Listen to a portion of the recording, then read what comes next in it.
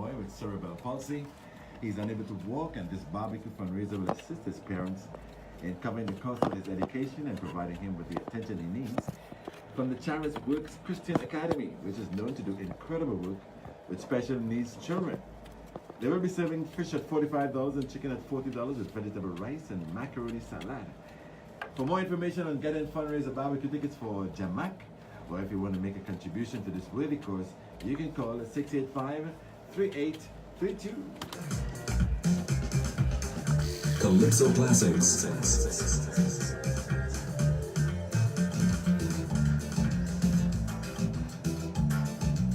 Good afternoon, good evening, and as a matter of fact, to my boy Denzel. Denzel is enjoying Calypso History Month. As a matter of fact, he's always enjoying Calypso. 24/7, 365. Shadow! And of course, we're celebrating Calypso History Month in a very special way here. Power 1 2 Power 1 FM. Yeah. Vampire in trouble. Slip big gal with mini dress. A whole lot of blood, but no blood test. So cool I use the something the night. So cool I like they drop out aside. So cool I drinking whiskey and beer. So cool I see All things okay. Dracula just got in your tongue. Andropause is going to say this is wrong. Andropause will have to practice to be a chicken and chips or a patty with meat. A glass full of milk and a half of a bread. And after that, we fall down and dead. So boy, I in trouble. Vampire in trouble. Watch me, so boy. You can't touch me, so boy. Yeah, so that's right. This is Caribbean Vibe.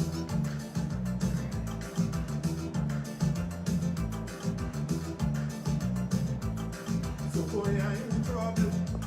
Oh yeah. Vampire in trouble. Slip big gal with mini dress. A whole lot of blood, but no blood test. Vampire want to support the blood. Vampire love blood like people love mud. Vampire catches them and then now there's something in the boat and there's something in the cow. Watching out all them nice little girls, telling themselves if I catch you fall. Watching in the night with the vampire eyes. Brother, if you think they go suck to your life, lie in your house in the middle of the night, fly out the window, gone like a kite. Telling the friends how you easy to suck. Don't take chances, better buy a dog.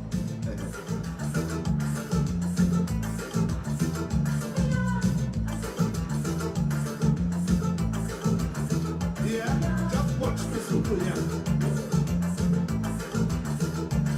You can't touch me, super young. Watch me, super young. This is Caribbean Vibe. You can't touch me, super young. Super young in trouble. Oh yeah. Vampire in trouble. Slip big gal with mini dress. A whole lot of blood, but no blood test. Somebody tell me super and rough. When they are thirsty, super and tough. They come in your house and they bust up your eye. Suck out your blood and they tell you don't cry. Twist from your neck and they hit you a bite. You look in the bite, they hit you a right. Then you best to it like somebody bubbly. So boy, nowadays playing smart. So boy, nowadays not doing that. So boy, nowadays checking your post. They fly in your house and they searching your post. They want to know if you check out the dock.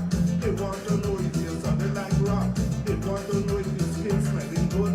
They want to know if you eating junk food. Fly in your house in the middle of the night. Fly out the window, gone like a kite. Telling your friends how you easy to take. Don't take chances, better fire me. So boy, I Calypso Classics. yeah. Calypso Calypso has been and remains the voice of the people, from Kaiso to Shantwell, commentator, rebel poet, and historian. Calypso has and continues to play a pivotal role in documenting the history of Trinidad and Tobago, the Caribbean, and during the 1950s and 60s, conquering the world of music. Join Power 102 as we examine the story of Calypso, the music of Trinidad and Tobago, from its origins on the plantations to the barrack yards, Calypso tents through the great bards, and across the oceans to the rest of the world. The story of Calypso, all through the month of October, with features, discussions, analysis, and of course, the music.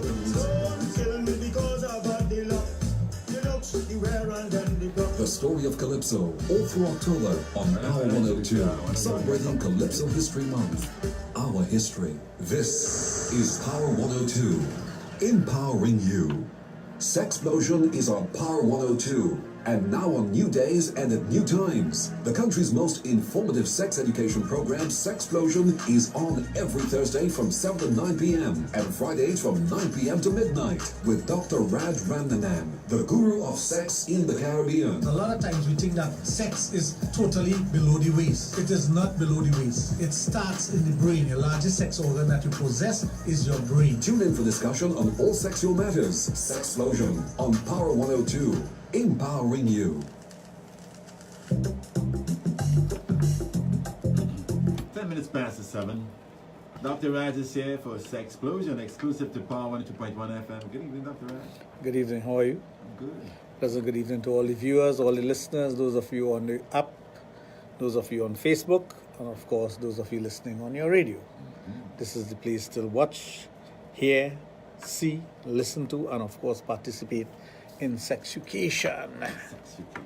We're here to talk about things of a sexual nature, but of course we talk about philosophy. We talk about things that generally would affect the human being, male and female, what affects the mind, body, and soul, and as a result, it affects us sexually. There's so many things that we encounter from day to day, and we don't realize the small part it plays in chipping away at our sexuality, our behavior, the way we think about things, the way we respond to things, the way we respond to our partners. And today I want to touch on something because to all these Sanatanists out there, I have to say Happy Navratri. I know most of you are fasting and at the temples and whatnot, and some of you are listening to the program.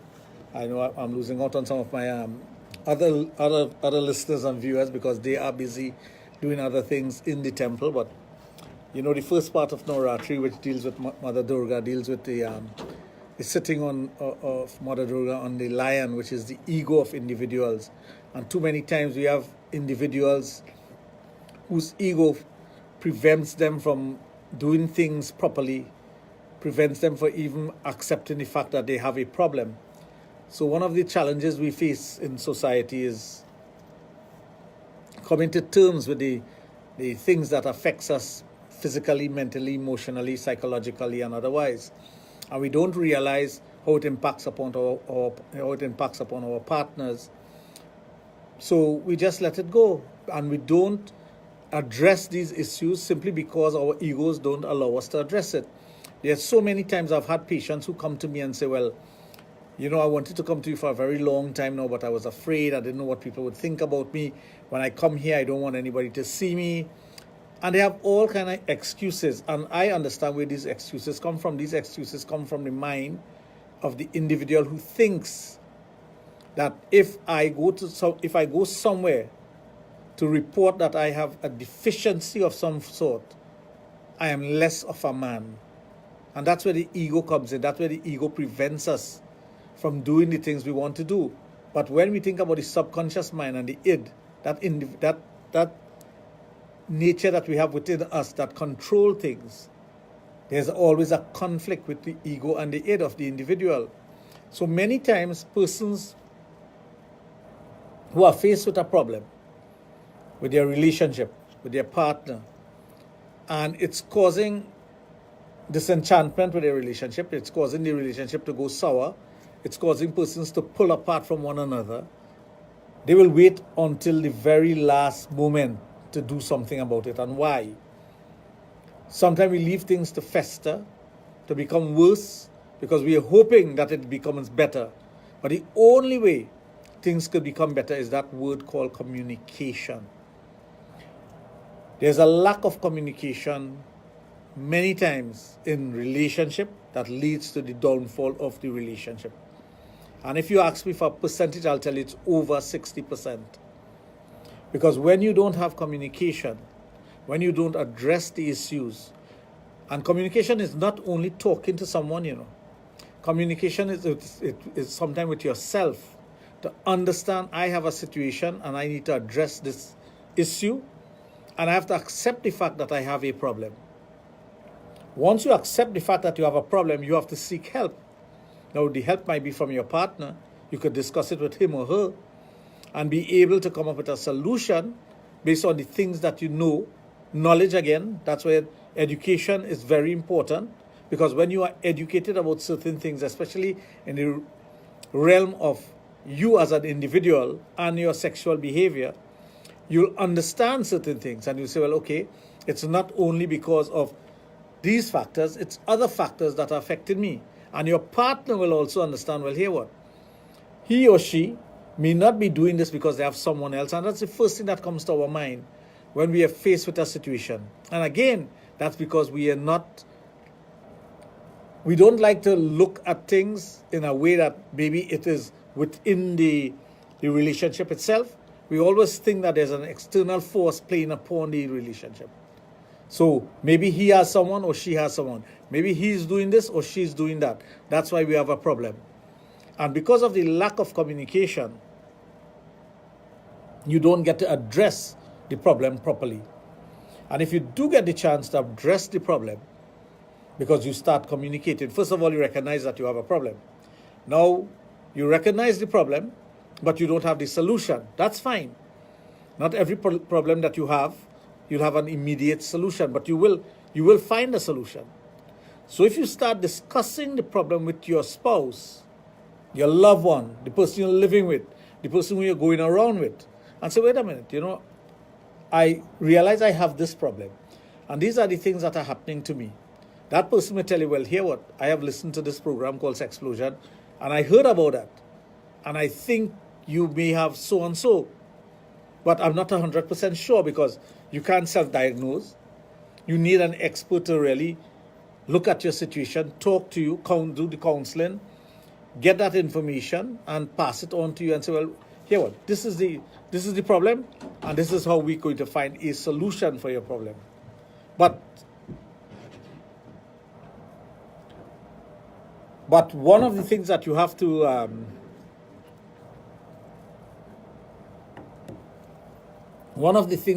to concentrate on is what sort of relationship you have with your partner and how deeply can I discuss the issue that I have recognized. Now, there are some persons out there who may have a partner that is not understanding.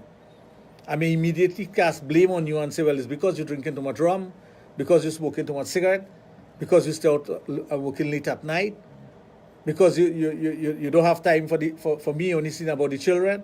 All these things may come up and you may think that that's the reason for the problem. Now, it may be part of the problem or part of the cause of the problem, but it is not the reason for the problem. Now, many a times I've had patients come to me or clients come to me and say, you know, I want to feel like how I used to feel when I was 18 years of age. And this is someone who's 52 years of age. And I'm like, you're not 18 years of age. You could never feel like that again. Because if you understand biology and you understand the aging process, as you age, there are certain organs of your body that's going to slow down. There are certain things that are going to happen. Your mental faculty in some individuals may slow down. Your processing may slow down. Your eyesight, your ability to discern or to figure things out quickly. You are faced with medical issues, physical issues, because some individuals, as they get older, majority of individuals, as they get older, they get weaker. There's shrinkage of the body. That's part of andropause. Now, I had to explain to someone recently that andropause is not male menopause. Yeah, explain. It is not male menopause. In 1999, the World Health Organization, WHO, came up with a tag for this thing that was called midlife crisis. Before it was called midlife crisis. You know, when most men will go and get a young girl, drive a nice sports car, and they feel that they need that for their sexual prowess. But it's not that. They started, based on research and whatnot, they realized, now as a sexologist, we had recognized that way before. And I think maybe because of the agitation by the sexologists and people who were dealing in the sexual field, they were able to actually get them to focus on, here what, let's do a research, let's find out what it is causing this, let's see what actually happened. And when they started to do their studies, their case studies, they came to the realization that men, after a certain age, there is a drop in the production of testosterone within themselves. And that is usually around the late 30s, early 40s. Some men become lethargic, meaning that they're not energetic. They wake up and they don't want to get off the bed.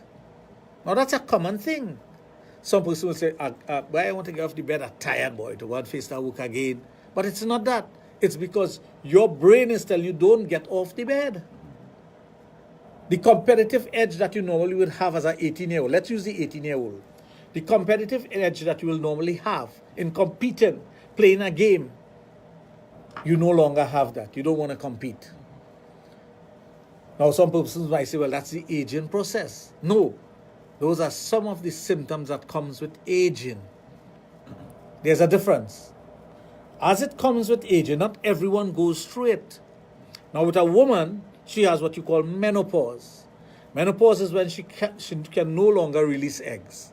She's born with a certain amount of eggs. She has released that throughout her lifetime, and there's no more eggs to release.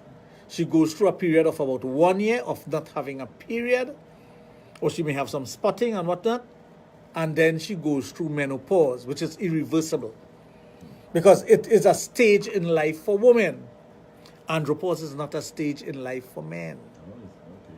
So that's why the whole thing with, when guys reach in their mid-40s and whatnot, they were looking to buy a sports car and whatnot, what they call midlife crisis. When they started to study this, they realized, well, wait a minute.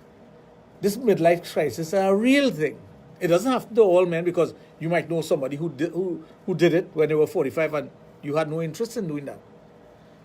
But because of this hormone that makes you a man, that makes you perform your manly duties, that makes you behave like a man, because that hormone is diminishing as you age. Now, there are some men who have naturally low levels of testosterone throughout their life, and they don't even know it. Now, of course, in your teenage years, when your body is kicking up, producing more testosterone than ever, you'll want to masturbate, and if the wind blow too hard, you get an erection and all those things. That's fine. But did you monitor yourself from those teenage years to 50? No, you did not. We don't pay attention to that. 32 years of our life, we don't pay attention to ourselves. We want to work. We want to achieve certain things. We want a house. We want a wife. We want a husband. We want a car. We want something. So, you don't really pay attention to that part of your life. So most guys don't do tests. They don't know where they stand. They put themselves in a situation where there's no monitoring of their life. They have a girlfriend, they have a wife, they have whatever. They're having sex, right? They get turned on, all those things. It's happening naturally. But they don't realize that there is something within us, a hormone, that actually drives us to do certain things as men. So when you have individuals who are approaching that age where your body stops producing that hormone, your body also stops producing growth hormones. That's why guys over the age of 40 cannot have penis development the way they want it to be. And that's another thing. Most guys in their 40s who wants to do penis enhancement or penis enlargement, it cannot be done because your body no longer produces growth hormones. Now, there is some enhancement that could take place. A small percentage of development can take place, but it's not going to be what you want it to be. The younger you are is better. A teenage guy, a guy in his early 20s, into his mid-30s, can get development taking place. But it's a fallacy also to think that you can take your penis from 5 inches to 10 inches. That can't happen. What happens to guys who come to you with problems like that it's irreversible now, or it cannot happen again? They've crossed that stage and that age and stuff. Well, there are Are certain you things that you advising could. to continue? Well, I'll give you some examples. And we're straying from the topic, but I'll give you some examples because you asked the question. Let's say, for example, the person was using cocaine, heavy drugs. Well, we don't have so much problem with opium and whatnot, but cocaine. There would be shrinkage. And that will be shrinkage that could be reversed. So when we talk about enhancement, we're talking about taking your penis from where it is now and bringing it back to what is normal, what should be normal for you, which is what could happen. Now, let's say a person is normal all through his life and he don't have a problem like that, but he has reached the age where he wants some sort of development. Now, cells are three-dimensional. It develops in a particular way, and you may have an enhancement of your penis for about 10%. Are you willing to go through the things that you're supposed to do just for 10%? There are some persons who will say yes, and there are some persons who will say no. That's why a consultation is there to give you the information, and you have to make a decision. But all the correct information is given to you. So after the age of 40, you have to pay much more money. You have to use a pump that is much more powerful to achieve what you could have achieved when you were 20 very easily. So we show them that. Now it's up to the individual, entirely up to the individual. But getting back to what I was talking about, andropause. When a person is going through andropause at that age, you have so many changes that take place in your body. Also, you have psychological, mental changes taking place. Because the things that used to turn you on, and this is something we have to pay attention to, and a lot of men don't pay attention to this. From your formative years of sexual practice, whatever age that may be, I'm not going to call age. You will know your age when it started. To where you are today, you would have engaged in a series of things. Whether it be a girlfriend, a person you know, a friend with benefit, a wife, a side chick, whatever. You would have developed over those years a repertoire. You have developed over those years a certain amount of experiences with things of a sexual nature. Isn't that so? Mm-hmm. As you age, the things that used to turn you on very easily in your younger age may no longer turn you on. And there's a chart that I normally draw when I'm doing a lecture to show people when you are at this end of the spectrum, which is your young age, your teenage years, you are interested in women here, in the other end of the spectrum, older women. And as you get older, those two spectrum comes like this. And there's a point that it meets. It might be when you're 25. It might be when you're 35. Who knows? Every individual is different. And as that point meets, it doesn't stop there. It goes like this. Watch me. As you get older, you're looking for younger. That's a psychological thing. That's a physical thing. That is something that naturally happens. Is that good for you? Well, if it naturally happens, how could it not be good for you? That sounds good. By law, it may not be. By moral standings, it may not be. But that's natural human behavior, especially among men. So we try to counteract it, or we try to fight it, not understanding that, hey, wait. There are things that we could do to fix this. So suddenly, the World Health Organization realized that this is a serious issue among men. So let's fix it. But before we fix it, what are we fixing? IT? Let's put a name to it. And the name Andropause was given to it. Now, lots of men started to think that andropause, because it says andropause, is similar to menopause. It's not. And it is not male menopause. Not all men go through this. This is not a stage in life that you have to go through. This is something that happens to you. And it happens to most men, not all men, most men. The men who go through andropause are in the majority, not the minority. And it has to be treated, properly diagnosed, and a system or a way of treatment must be produced.